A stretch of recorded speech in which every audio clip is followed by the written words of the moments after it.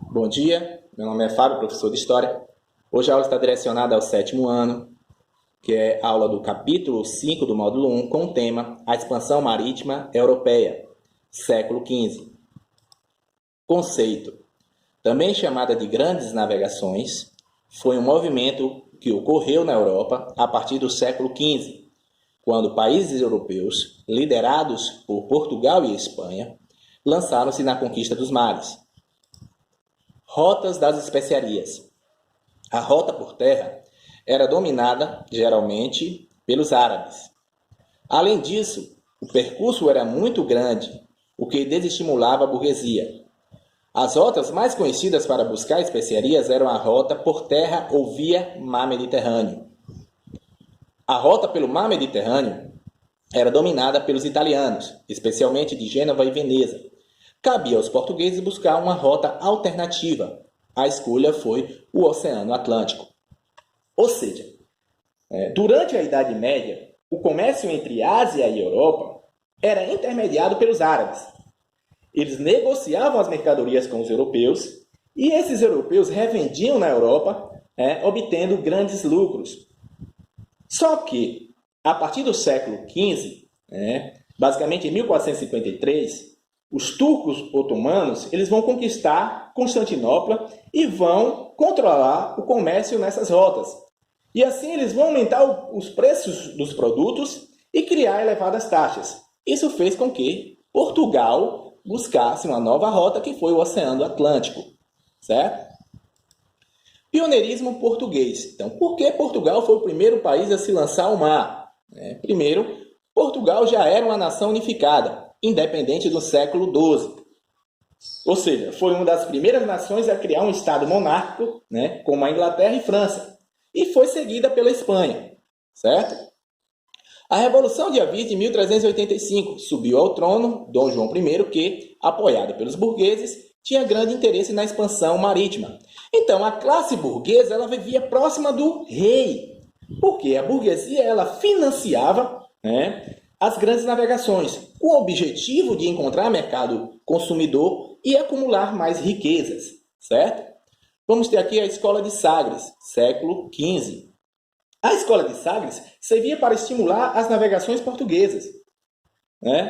Era onde eram realizados estudos de astronomia, cartografia, matemática e tinha presença de navegadores com experiência. Isso fez com que Portugal se lançasse ao mar de forma pioneira. Além disso, a sua localização privilegiada, ou seja, a sua posição geográfica próximo ao Oceano Atlântico, certo?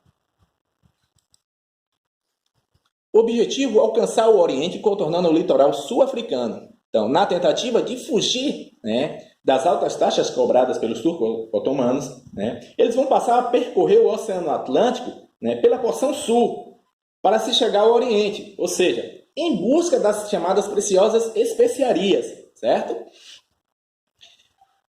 Primeiras conquistas. Celta em 1415, Ilha de Madeira em 1418, 1419, Açores 1427 e 1428. Foi a primeira conquista de Portugal na África, certo? 1434, o Cabo do Bojador foi ultrapassado. A navegação pelo Oceano Atlântico era difícil, devido aos recifes que provocavam os naufrágios.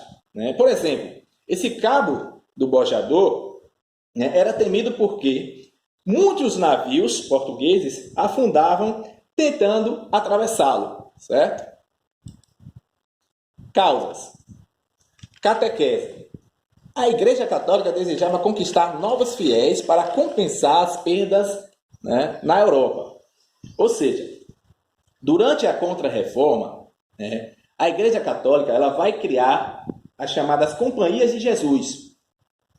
Essas Companhias de Jesus eram expedições de padres jesuítas para ocupar terras conquistadas por Portugal e outros países europeus, no intuito de conseguir um número maior de fiéis, já que, durante o século XVI, parte dos fiéis da Igreja Católica passaram a fazer parte da Igreja Protestante, devido à chamada Reforma Protestante, certo? Tecnologias. Alguns inventos, como bússola, astrolábio e a caravela tornaram as viagens mais seguras, né? A bússola ela foi criada pelos chineses, servia para orientação dos navegadores, né? O astrolábio, né, que foi utilizado em grande escala pelos gregos e romanos, né, servia para medir a latitude, né, das embarcações, né? E a caravela, né, eram embarcações rápidas, né, que no início tinham a capacidade de 20 tripulantes, com o tempo, né, foi aumentando essa capacidade, certo? As especiarias, temperos como canela, cravo e pimenta do reino, custavam caro na Europa e foram uma das principais causas da expansão marítima, certo? Aqui, ó, os exemplos de especiarias, né? Temos o cravo da Índia, né? Ou seja, eram bastante requisitados na Europa, né? E os comerciantes europeus obtinham, né, vários lucros com esse comércio, né? Pimenta do reino, noz moscada, certo? Então, gente, essa é a primeira parte do nosso assunto. Vamos para a segunda parte.